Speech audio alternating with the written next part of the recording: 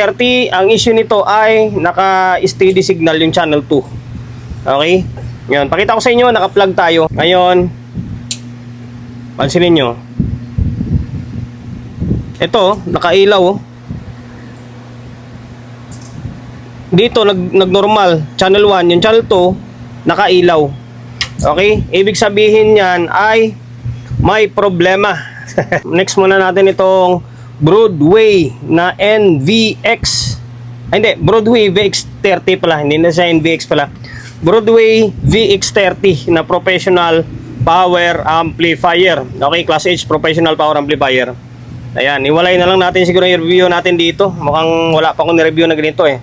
Okay, by the way, shoutout and then maraming salamat sa isa sa mga avid customer natin to. Basta may mga sira silang unit dun sa area nila, dito sa atin pinapadala or dinadala. Ayan, Broadway BX30, ang issue nito ay naka-steady signal yung channel 2. Okay? Ngayon, pakita ko sa inyo, naka-plug tayo. Ito guys, lagi kong sinasabi, once na nagto-troubleshoot ako, laging nagbabalb ako. Okay? Ayan, naka-bulb tayo. Ngayon, pansinin nyo. Ito, nakailaw. Dito, nag-normal. Channel 1, yung channel 2, nakailaw. Okay? Ibig sabihin yan ay may problema. Okay, ang pinaka-problema dyan kadalasan is bumigay yung fuse. Bumigay yung fuse dyan. Kaya bumigay yung fuse, may dahilan. Maaring sira yung MOSFET dito sa may stepper side nya, or merong nasira na power transistor. Okay? Yan yung isa sa pinaka-dahilan. Ngayon, buo yung channel 1. O di mag-focus tayo dito sa may channel 2. Ngayon, wala na. Ano pa bang gagawin natin ito? Baklasin na natin para makapag-troubleshoot tayo. Kinalas ko na yung board ng channel 2. Napakalinaw. Napakalinis. Walang bahid mancha. Okay, ano? Linis na linis talaga siya. Ngayon, ito naka 3 tires ba ito? 44, 88, 132. Naka 3 tires nga siya. Okay, ngayon, unang-unang i-check natin, siyempre fuse muna. Diba? Fuse muna. Tingnan natin kung buo or sira yung fuse. Yan yung lagi kong sinasabi na always i-check nyo. Fuse muna. Okay? Fuse. Okay, buo yung fuse. Tapos pagdating dito, okay, buo. Naku. Ayan ang problema. Buo yung dalawang fuse. Ngayon, ano pagdidiskitahan natin dahil buo yung fuse. Etong kwan muna, yung fast recovery diode. Dito to. Okay, tingnan natin kung may shorted. Okay, walang shorted. Naku po. Okay, walang shorted. Bakit ganun? Buo yung fuse, walang shorted yung fast recovery diode. Ngayon, dito tayo sa may MOSFET. Okay, good. Hindi siya short. Okay, good. Okay, good. Tapos yung isa pa, 4 to eh.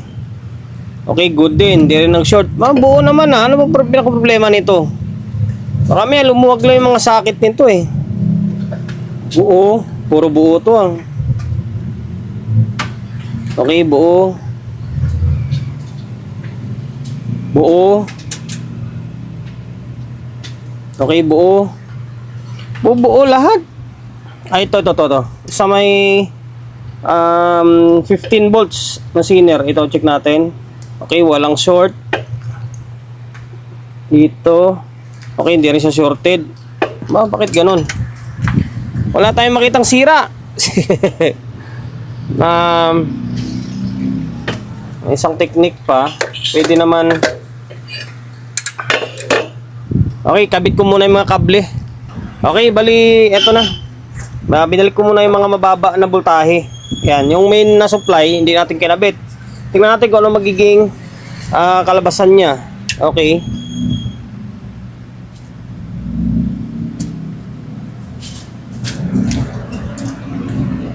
Normal, di ba? Normal siya, oh. Natin kung bababa yung protect. Okay, nag-normal. Ibig sabihin, nag-normal siya. Okay, balik natin yung supply ulit. Baka minumulto lang tayo nito. Balik natin. Okay. Tapos isa pa dito. Yan, nakabalik na. Ngayon, on. Ay, nag-normal na siya, oh. Di ba? Takot niya lang. Nawala yung ano. Oh, naging normal, nawala yung protect, nawala yung signal. Di ba? Palaisipan na. Isa lang titingnan kong anggulo kung bakit nakasignal and then protect siya. Baka mamaya yung mga sakit lang lumuwag. Di ba? Wala pa naman ako ginalaw eh. Hindi naman tayo nandadaya eh. Napakita ko naman sa inyo kung ano pinaka trouble or tino-troubleshoot naman natin eh. Ngayon, di pa naman tapos eh. Bali, i-fix bias natin to. Kasi, sabi ko nga sa inyo eh. Once na nagdala dito ng unit, most requested sa atin is fix bias yan. Okay? Wala, goods na. Ano, silip din na double check ko rin siyempre. Ako may mga lumobo, ano man yan. Wala naman eh, working naman. I-fix bias na lang natin para sure ball. I-fix bias natin. Pero bago natin i-fix bias to, magsukat muna tayo ng actual niya na biasing para mamaya meron tayong reference kung ilan na voltahe yung ipapalabas natin sa may base emitter niya. Okay? Ngayon, ito gamitin natin yung digital natin na tester para mas accurate. Okay? Lagay natin sa voltahe. Ngayon, on. Wala na, oh. Hindi na siya nakaprotect, oh. Okay? Ngayon, sukat tayo.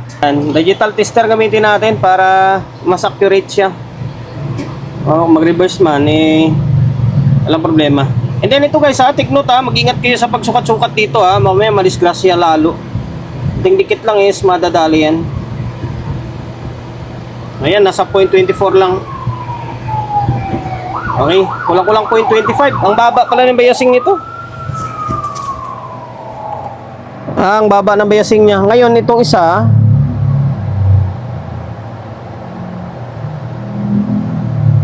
okay, 0.24 lang din, oh. Kahit mag 0.25 ang ipalabas mo dyan, okay lang, normal na normal yan eh. Okay, ngayon may reference tayo kung anong voltaheng ipapalabas natin. Ngayon, i-fix bias na natin. Yung biasing na ginagamit dito ay itong trimmer, oh. Yan, trimmer na yan. Ngayon, kalasin natin to. Channel 2 muna. Kasi nakaangat na ito. Problema, itong channel 1 pala, hindi pala naiangat ito. Okay? I-kuha ko muna itong channel 1, channel 2. Iangat natin, tapos i-fix bias ko. I-calibrate ko para hindi na lumaba yung video natin. Nakaangat na ulit itong channel 2. Ngayon, paano tayo magputol ng trimmer? Ito lang. Minsan, inauga ko lang ito. Inuuga ko lang minsan to. Ugain mo lang siya. Pero kung may cutter ka, ito, side cutter, pwede mo siyang pingutin. Pero mag-ingat sa pagpingot. Baka may tamaan na ibang mga pyesa. Okay, angat natin. Ganyan lang siya, oh. Tapos, saka ko siya uga-ugain. Yung value pala na ginamit dito is 302. Yan, 302 siya at meaning 3K. Teka lang, hindi natin may zoom in. May zoom in ko. Ayan, 302 siya, oh. Meaning 3K yan. Yan, 3K, 302. Ngayon, ang gagawin ko, or ilalagay ko na pyesa, try natin sa mga around 2.7. Tingnan natin kung ano magiging labasan sa 2.7 nito. Or basta i-calibrate ko siya. Medyo natagalan ako sa pag-calibrate. 2.7 ang nilagay ko, ayaw. Mataas, nasa around 0.4. Nasa 0.4 yung bias niya. Ngayon, ito siya, oh. Kulang-kulang 2.4 kasi isang 2K tsaka 390. Ayun, 390. Yan, 390 tsaka 2K. Dalawang 2.4 pwede naman yan. Tumatatas na siya ng konti. Yan, tayo kasi kung maaari pinantay natin dito eh. Ayun, oh. 390 ohms tsaka 2K. Bali 2390. Kahit siguro 2.4 pwede ilalagay dyan. Ayan lang, gilid-gilid lang kayo. Gilid-gilid lang. Okay, ngayon, ito magiging kalabasan, no? O natin. Tagalan ako, dami kong sinubok. Sinubukan ko ng 2K, masyadong mababa. Sinubukan ko ng 2.2, mababa. Sinubukan ko ng 2.5. Lumagpas naman sa dito sa kabila. Ngayon, eto.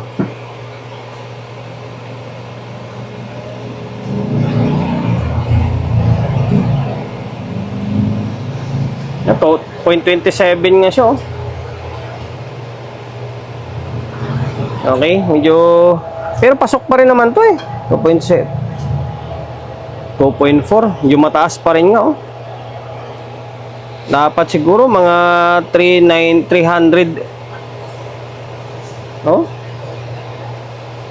Although pwede na rin sana yan. 0.27 na yan. Kulang 0.3. Pero baka sabihin nyo eh, hindi natin pinantay. Bawasan natin yung 390. Mga 300 lang siguro. Or calibrate ko ulit. Inulit natin. Ang nilagay natin is isang 2.2 tsaka 100 ohms. Equivalent ng 2.3. Yan siya, oh. Yan. 2.2 tsaka 100 ohms. Nasa around 2.3. 2,300 ohms. Okay? Ngayon, ito yung magiging bias niya. Or yung magiging biasing niya. Dami kong sinubok, ah. Mahirap kasi kung pantay-pantay talaga siya. Okay, dito. Ayan, 0.24. Ayan. Reflection ng ilaw. 0.24, ah. Ayun dito. Ayan, 0.24. Parehas na parehas. Walang labis, walang kulang yan. Ayan. 2.2 tsaka 100 ohms. Equivalent ng 2.3. Okay, balik na natin to. Tapos pasadaan natin yung kabila. Na-fix bias na rin to dito sa kabila, ah. Ito yung trimmer, oh. Madali lang naman to.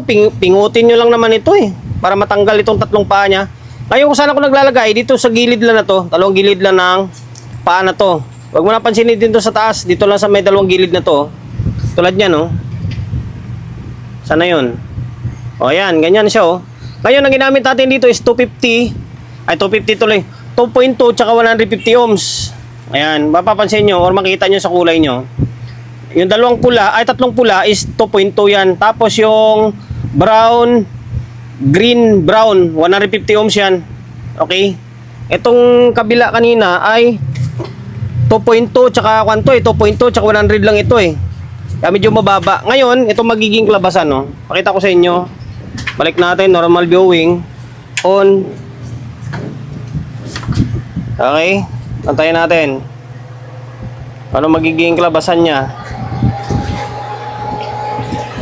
Ilagay natin sa 0.24. Sa stock niya, kumbaga. Okay, ayan. 0.24 siya, oh. Saktong-sakto, oh. Diba? 0.24.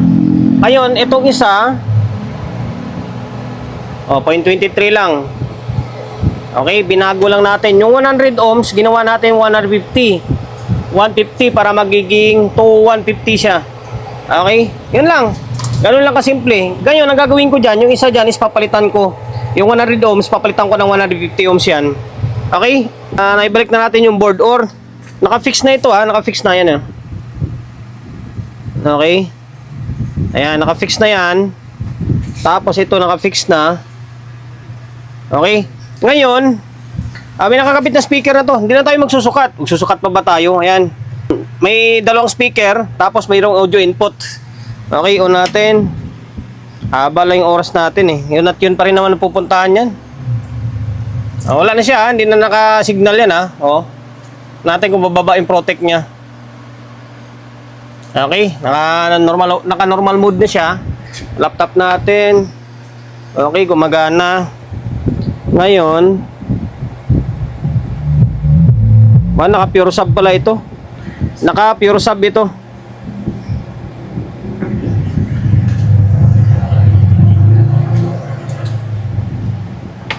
Okay, naka-pure sub pala ito. Hindi na natin hindi na natin gagalawin yung switch doon kasi kuan eh. Gagalawin mo pa 'yun eh. 'Yun ang setting ni bossing eh. Ngayon, ano, ugong lang marinig nyo. Ugong lang marinig nyo. Okay na. Yun lang. Wala nang signal yan, ha. Mamaya sabihin nyo nakasignal pa rin. Wala na, oh. Okay, dalawa. Wala yan. Naka-normal na siya. Okay, hanggang dito na lang. Sana nakapagbigay idea ulit tayo sa mga kapwa natin technician kung paano mag-repair. Hindi ko rin alam kung anong pinakasanin ito, bakit naka steady signal siya kanina na wala, binaklas lang din naman natin tapos binalik natin, naging normal kasi nga tinotroubleshoot siya na natin siya. Okay, and then kung ano yung bias na ginamit natin. At 2.2, 100 or 150, pwede yun. Pwede nyo gawing 150 para tumaas konti, 100 para bumaba ulit, bumaba konti. 2,100 ohms or 2,150 ohms. Okay, sir ng alam ko taga Batasan to sila taga Batasan or taga UP Katipunan. Okay na itong unit mo. Broadway na BX30. And then dahil mabog sa part ng video natin na ito at hindi ka pa rin nakapag-subscribe, paki-subscribe ng YouTube channel natin. Pindutin mo yung bell button sa gilid, select mo yung all. Yan, kapag napindot mo na yan, manonotified ka kapag meron tayong bagong upload na video. Nag-upload tayo ng video isang beses, dalawang beses kada araw. Okay, God bless and then peace sa atin lahat.